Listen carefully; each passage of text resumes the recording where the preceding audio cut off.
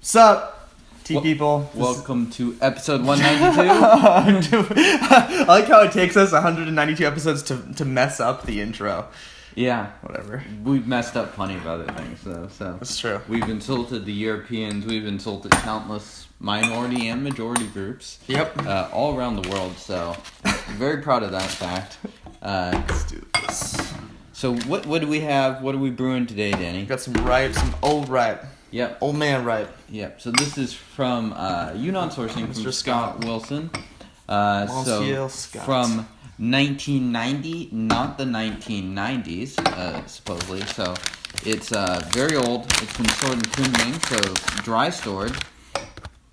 So I'm curious to try this. And Denny is using a very scientific method right now to determine the amount of leaf. Balls to the wall. Yeah, there we go. I mean, YOLO. YOLO. So we are using a fair amount of leaf here. Yeah, we are. But you know what? If there's any tea that's going to be really forgiving towards overbrewing, it's going to be ripe. And old ripe should be even more so than Very young true. ripe. Very so true. I think we will survive this session. We'll let you guys know in about 10 minutes. But Yeah. This is going to be pretty viscous. yeah. So is this a rinse or are This we? is definitely a rinse. Okay. Yeah, I'm getting this cleaned up a little bit. Trying to agitate this as much as we possibly can. And then Yeah. toss this. And again, I want to ask you guys if you want us to cover any Japanese green teas. Those have been some of our most popular episodes. Any other strange types of teas that we haven't covered? I mean, not even strange stuff like white teas. Let us know in the comments. Happy to hear from you guys. Yep. Let us know. What do you want us to drink? Yep. And how is this coming apart in Shibo? Pretty well. We're gonna go for it right now. Actually pretty clean looking, and these things gets hot. Whew. Yeah. My goodness. And that, I think that's one advantage of this brewing device over a Gaiwan is it makes it a little bit nicer for these older teas. Smells lovely. Yep. So to you, does this smell like a ripe? Yeah, definitely. Yep. Like, a little menthol-y stuff going on. Definitely an older ripe. It doesn't smell fresh out of the Compost pile? yeah, out of the factory, but sir, feel free to get in there. Alright. This is gonna be nice and hot, so and actually while we're letting this cool down, I'm just gonna go ahead and ride the heat wave. Heat wave. Heat wave. And oh man, for all you people who are new to the channel, this is us that are more calm, I think. Is it? More collected. Yeah, well, we haven't had a cup of tea yet, so about to go cray. Cheers. Just leave. Cray. Comment below. I'm worried to sip because I might laugh it out. Really vanilla-y. Very smooth. Very clean. Vanilla-y. It's got to be a more proper way of saying that. Yum. It's not super viscous, at least not yet. Yep. Very creamy. Creamy vanilla, Yeah. I think, is about the profile. Yeah, tastes like they're solid ripe. I don't think I'm tasting the age quite as much as I expected, frankly. Mm-hmm. But I think we'll get into that as we brew this out. We're not getting a strong aroma. At least maybe my senses are muted, but I'm not smelling it from here as we do for some other teas. Yeah, definitely. Darker and darker color, Yeah, so it's gonna get. it's a good sign. Don't So get black. looks like it takes a little bit of time to get fully going. And Leaves are pitch black. Yeah, and they're still breaking apart. So, but there's plenty of, like not particulate, but just small leaves in the guy one already. But Okay. hopefully you can see that it is totally it's expanding and will continue to fill up the guy one. Mhm. Shiva in this case. Yeah, not a super strong aroma. I agree. But so far it's well, we're not very far into the tea yet, so Yeah, sweet, sort of woody tones to it. So salud.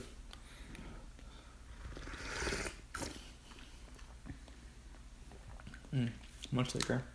Yeah. A little bit more texture to this one as well.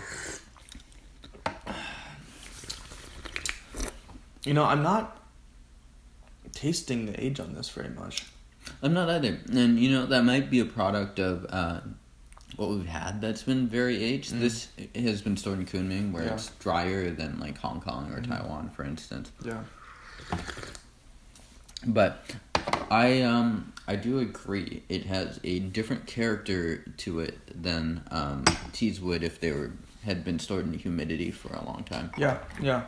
And it could be also that we're brewing with a lot of leaf. Wow, that is ready to be done. So you are just brewing. You're seeing that the color is extremely dark. Yeah. Look at that, and that's like immediately thick, ripe pu'erh pudding right there. Yeah, I mean, when you pour the water in and it just becomes black by hitting the leaves, then you know it's done. Okay. So speaking to that though, the smoothness of this tea, given how much leaf we're using, probably is a result of the age on it. Yep. And so far I agree. It feels very kind of just categorically ripe pu'erh, creamy, vanilla, maybe a hint of some cherries, smooth, viscous, dark as all get out. Yeah. And And it looks like we're still building up, so each steep has gotten increasingly darker. Yep. Cheers. I think this is the best one yet. Getting more of those sort of like light fruit tones, like the cherries as you talked about. Still firmly fitting into the ripe pu'erh category, for sure. Yep. And I wonder if this tea will evolve a lot as it continues to get older and older. I mean, it's 16 years old. No, at 26. Oh my god, I'm sorry, 26 years old, excuse me. Dude, yeah, this does not taste like that at all. It tastes much more young. Yeah, Yeah. it doesn't have the flavors of extremely aged or No. in certain climates at least. Not at all. Yeah. But I haven't had a lot of Kunming stored tea that's this old, so quite interesting.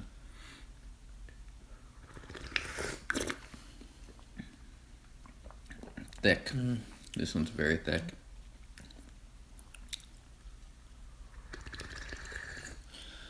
Zero bitterness still, no tannin really. Maybe, but there's like a hint of more of those sort of chocolatey, darker, creamy tones. Yeah.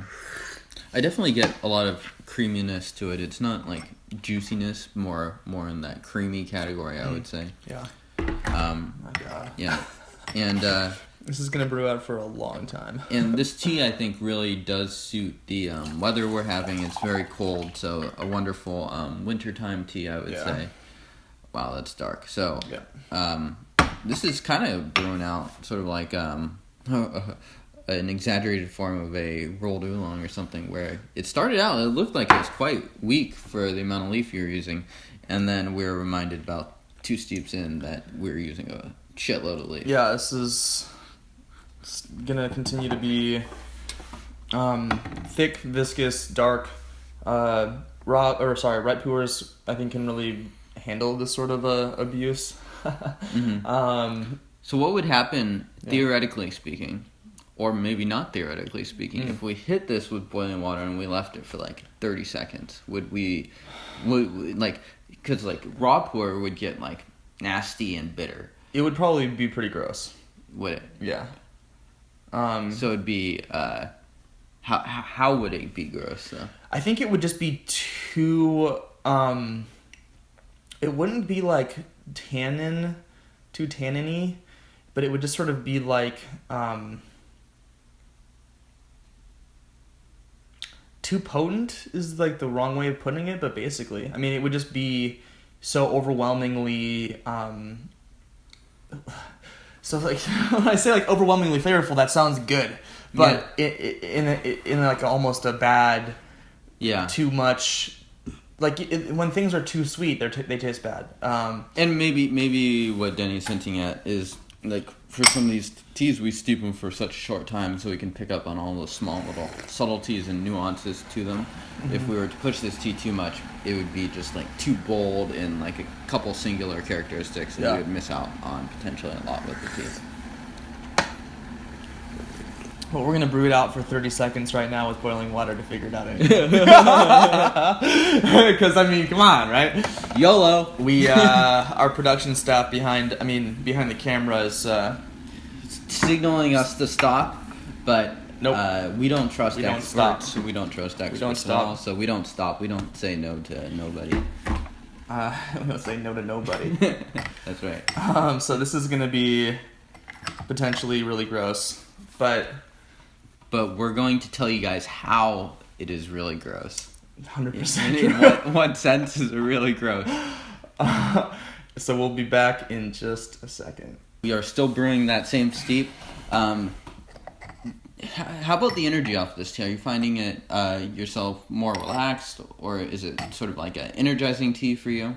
I'm not. I'd say it's more of a relaxing tea for me, but it's a little bit. We're still early on in the tea, so it's kind of hard to tell. I wouldn't call it a warming tea though. Okay. Yeah. How about you? Yeah, I'd say it's pretty middle of the road as far as right Pu'erh. It's like it hasn't like warmed me up completely, but it's I don't know, it has a lot of those warm fermented flavors that I do enjoy. Very easy for me to drink.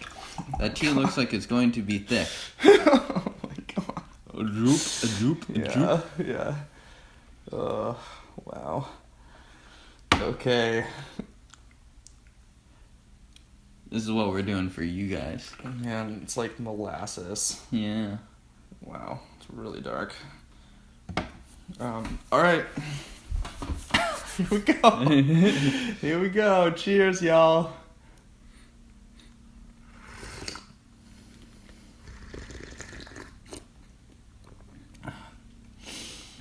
Oh, it's strong. I don't think it's bad, actually. It's not bad. It's not. It's too strong for me. I think I'm losing. It is very singular. A lot of It's well, needless to say, it's thick. It's molasses like, in its thickness. Oh. You can only really pick up on one or two flavors. Yeah, so it's like wood and vanilla. Pretty much. Yeah. So, but not. I mean, it goes to show at least that with some of these nicer teas that are older, you can kind of throw everything at them and they'll be semi-okay. Yeah, semi-okay. Yeah. So, I mean, experiment. If you got a sample of this or whatever, try brewing it for a while. And I don't think we've at all ruined the steeping progression of this tea. Sometimes when you push these teas... What just happened? Oh, a tin fell down behind me. It was probably an earthquake. It was an earthquake in LA. Yeah, because we're on the ring of fire. Oh, wait, are we in New York now? You're right. Yeah, we're in Manhattan. Traffic is terrible. Oh, man. Okay. Anyways, what were we talking about? Thank you, Scott, for sending us this sample. We really appreciate it, Scott. We love you, man. We'll have to catch up again soon in Bend or Austin. I think he is he in Austin? I think he may have moved to Austin. Oh, damn! We really have to go to Austin then. Well, I want to go to Austin. Good anyway, excuse. So yeah, cool. Maybe we'll have a tea meetup in Austin sometime. Like James said in the beginning of the episode, comment below. Let us know what teas you want us to be bringing onto the show that you guys think we've underrepresented, or maybe we've whatever. What do you guys want to see that we haven't done yet? Yeah. And we are open to receiving samples and stuff like that, especially from teas that we don't cover. We are pretty well covered, surprise, surprise, on Pu'erh. So if you have green teas and you think it's good, and you send it to us and we think it's good, there's a decent chance we're going to bring it onto the show. Yeah. So email. So yeah, send us an email. And really big thanks to all you guys for tuning in for so many episodes. Yeah, so email is tadborg@gmail.com, tdb.org for the website. Subscribe down below, comment, let us know, do all the stuff, and we'll see you guys next time. Cheers. Cheers.